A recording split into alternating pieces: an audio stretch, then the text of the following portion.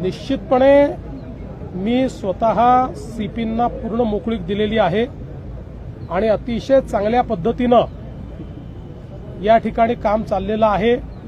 कोणी कुठल्याही पक्षाचा असो, भारतीय जनता पक्षाचा असो, महायुतीचा असो की उबाठा राष्ट्रवादी काँग्रेस किंवा अन्य पक्षाचा असो, कोणालाही या ठिकाणी स्पेअर करू नका अशा प्रकारे त्यांना पूर्ण अधिकार देण्यात आलेले आहेत।